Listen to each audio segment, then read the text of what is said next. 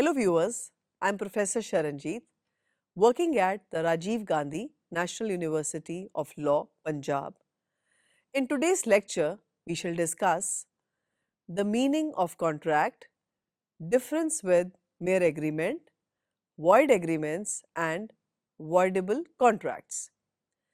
In our day-to-day lives, we make a large number of social, professional and family agreements.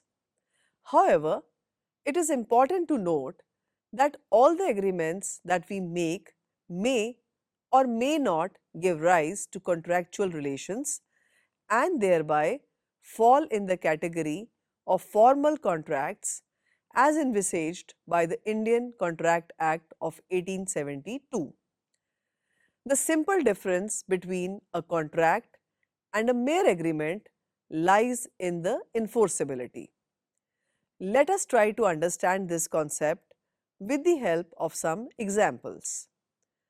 Rahul agrees to play cricket with his friends on Sunday morning, but he failed to turn up. Can the other players of his team initiate a legal action as he failed to fulfill his promise? Next case is of Meena. Meena makes an agreement with Ramesh to buy a sofa from his shop for rupees 50,000. She pays 20,000 in advance. The sofa is delivered to her house as per the agreement.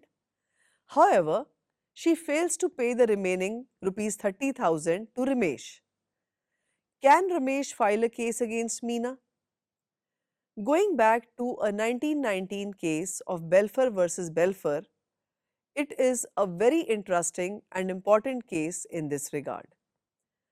A man was employed in Ceylon and went to England with his wife on leave. As the woman suffered from some health problems, she could not accompany her husband back to Ceylon. The man promised to pay his wife 30 pounds every month as maintenance till the period they lived apart due to her health issues. As the husband failed to pay 30 pounds to his wife as maintenance, she sued him for the same. The husband was not held liable by the court, as when he made this arrangement for the maintenance of his spouse, he never intended to create a legal relationship between them. Justice Atkin observed, "It is necessary to remember that there are agreements between parties which do not result in contracts within the meaning of the term in our law. The ordinary example is where two parties agree to take a walk together or where there is an offer in the acceptance of hospitality. Nobody would suggest and order the circumstances that those agreements result in what we do as a contract. One of the most usual forms of agreements which does not constitute a contract appears to be the arrangements which are made between a husband and his wife in the present case. They are not contracts because the parties did not intend that they should be attended by legal consequences. For instance, if I make an agreement with my sister to watch a movie with her in the evening, it is a mere social arrangement or agreement between the siblings. If I fail to fulfill my promise, my sister cannot enforce this agreement with the help of the law. On the contrary, if I make a contract with a person named Vikas and agree to sell my watch to him for rupees 5,000, Vikas pays me the money, but I give him a defective watch, he can file a case against me as it is a contractual relationship and I am bound to supply a functioning watch to him. Hence, we can say that contracts create rights in personam between the parties. Rights in personam are personal rights which are available against specific persons, whereas in contrast, the rights in rem are general rights which are available against the entire world. We can decipher the difference between an agreement and a contract by first understanding the meaning of a contract. Hence, it is very important to understand the meaning of a contract. What is a contract? As per the Indian Contract Act 1872, Section 2H, a contract is an agreement enforceable by law. The term contract is derived from the Latin word contractum, which means drawn together. As per John Salem, a contract is an agreement creating and defining obligations between the parties. As per Halsbury's Law of England, a contract is an agreement made between two or more persons which is intended to be enforceable at law and is constituted by the acceptance by one party of an offer made to him by the other party to do or to abstain from doing some act. Here it is important to refer to Section 10 of the Indian Contract Act 1872, which provides that all agreements are contracts if they are made by the free consent of parties competent to contract for a lawful consideration and with a lawful object and are not expressly declared to be void. Hence, a contract is much more than a mere promise. A contract has the force of the law, whereas promises are a part of the day-to-day social, family and cultural interactions between the individuals. When one person makes a promise to do or abstain from doing something, he may not have the intention to make the promise legally binding. Whether the promise was made with the intention of culminating it into a formal contract would depend upon the conduct of the parties, presence of consideration, meeting of the minds on the subject matter and terms of the agreement. It is also called consensus ad idem, which means agreeing to the same thing in the same sense. Thus, it can be rightly stated that all contracts are agreements, but all agreements are not contracts. In order to understand the difference between a contract and an agreement, void agreements and voidable contracts, it is very important to understand the essentials of a valid contract. The essentials of a valid contract are as follows. Firstly, it must be an agreement between two or more parties, as one person cannot enter into a contract with himself or herself. One person makes an offer which is required to be a valid offer as per the law, and the other party to whom the offer is made accepts the same. If the offer is made, however, and it is not accepted, no agreement shall be formulated. So, there is the requirement of an offerer and acceptor and acceptance of the offer by the party to whom it is made. Next is the parties must be competent to contract. Competent to contract means that the parties to the contract should be of the age of maturity, should be of sound mind and should not be disqualified from contracting by any law to which he or she is subject. For instance, a person who is suffering from a mental disease cannot enter into a valid contract as he lacks the mental capacity of understanding the terms and conditions of the contract.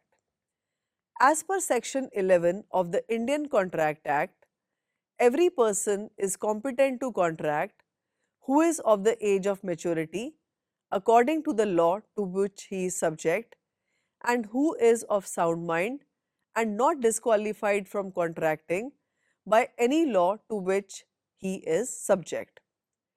Competency of parties is envisaged to protect the interests of all the parties to the contract so that they are not deceived or defrauded due to lack of understanding as to whether the terms of the contract are suitable to their interests or not. Next is that there must be free consent of the parties involved in the formulation of the contract. By free consent, we mean that there should be no coercion, undue influence, fraud, misrepresentation, or mistake in the minds of the contracting parties while formulating the contract. In simple words, we can say that the parties must voluntarily enter into the contract with a free mind and willingness after understanding all the terms and conditions of the offer. They need to voluntarily decide whether the offer is beneficial for them or not. If the consent of the parties is not free, then it is voidable, which can be avoided by the party whose consent was not free and voluntary. Next is the consideration and object of the contract must be lawful. Consideration means something in return. So, in a contract, the parties must surely get a lawful consideration which must be real. For instance, if I sell my car to Rima for 10 lakh rupees, for me, money is the consideration and for Rima, the car is the consideration. Furthermore, the object behind the making of the contract must be lawful.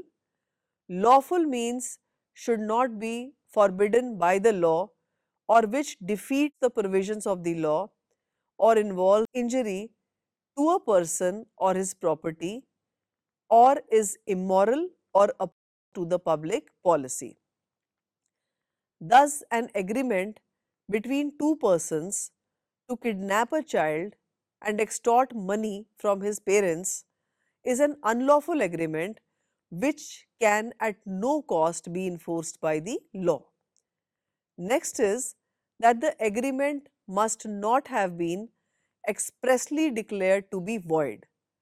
Void agreement in simple term means an agreement which is not enforceable by the law. In contract law, certain agreements have been specifically declared to be void. Thus, if an agreement fulfills all the above requirements of a valid contract, it will transform into a contract duly enforceable by law. If it fails to fulfill the legal requirements, it will only be an agreement. Dear viewers, now we shall discuss the difference between a contract and a mere agreement. As discussed above, a contract is an agreement where the intention of the parties is to make it enforceable by the law. If one party does not fulfill his part of the promise, then the other party has the right to approach the court for its enforcement. However, certain agreements are social or family based and lack the intention of the parties of enforcing them with the help of the law in case one party fails to fulfill his or her promise.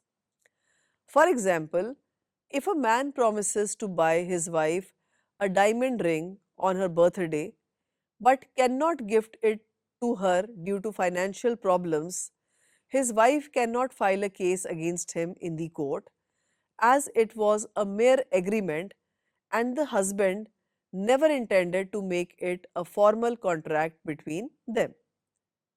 Section 2E of the Indian Contract Act defines an agreement as Every promise and every set of promise forming the consideration for each other is an agreement. Thus, an agreement is a single promise or a set of promises. Like a contract, an agreement also arises from an offer and acceptance between the parties. The person who makes the proposal or the offer is called the promiser, and the person accepting the promise is called the promisee. So, we can say that an agreement is an act of both the parties, whether they intend to create a legal relationship between them or not. Now, we shall discuss the difference between a contract and void agreement. An agreement which is not enforceable by law is considered to be a void agreement. For example, an agreement to sell human body parts is a void agreement. The void agreements can also be illegal agreements or unlawful agreements. They can even be immoral or opposed to the public policy. As per the Indian Contract Act, the following agreements have been specifically declared to be void in nature: an agreement of which the consideration or the object is not lawful, an agreement without consideration, an agreement in restraint of marriage, an agreement in restraint of trade, an agreement in restraint of legal proceedings, agreements which are ambiguous and uncertain, agreements by way of wager, or an agreement to do an impossible act. An agreement with a minor is void ab initio, which means from the very beginning, and it cannot become valid even when the minor attains the age of majority. Similarly, agreements with persons of unsound mind, agreements the subject or consideration of which is unlawful, an agreement where both the parties to the agreement are under some mistake of fact which is essential to the agreement, an agreement without consideration, an agreement to do an impossible act, an agreement by way of wager, or an agreement which contains ambiguous terms or clauses are certain examples of void agreements. An agreement may be valid in the beginning, however, due to a change of circumstances, it may later become void. For instance, a trading agreement with an enemy, an agreement to export goods to another country may be valid in the beginning, but if a war breaks out between the two countries, then it becomes void. An agreement with the enemy is considered to be a void agreement. In simple words, valid contracts are enforceable by law, whereas void agreements are not enforceable by law. In the case of Bai Vijli versus Nansanagar, 1885, money was advanced to a married woman to procure divorce and to marry the plaintiff. The money paid to the woman could not be recovered back as the object of the agreement was held to be immoral and the agreement was void agreement not enforceable by law. Viewers, now we shall discuss voidable contracts. Section 2I of the Indian Contract Act states that an agreement which is enforceable by law at the option of one or more of the parties thereto, but not at the option of the other party, is a voidable contract. For instance, when the consent of one party to the contract is obtained by undue influence, the contract is voidable at the option of the party whose consent was not free. If this party does not avoid the contract, it is a valid contract. However, if this party approaches the court and informs the court that the consent was procured by undue influence, then it will become a void agreement. According to Section 13 of the Indian Contract Act, two or more persons are said to consent when they agree to the same thing in the same sense. In this regard, it is also important to refer to Section 19, which provides that when consent to an agreement is caused by coercion, fraud, or misrepresentation, the agreement is a contract voidable at the option of the party whose consent was so caused. In the case of Babcock versus Lawson, A sold goods to X, being led to think that the market was falling. Before A had discovered the fraud or had acted on the discovery, X resold the goods to M, who was an innocent purchaser, for value in good faith.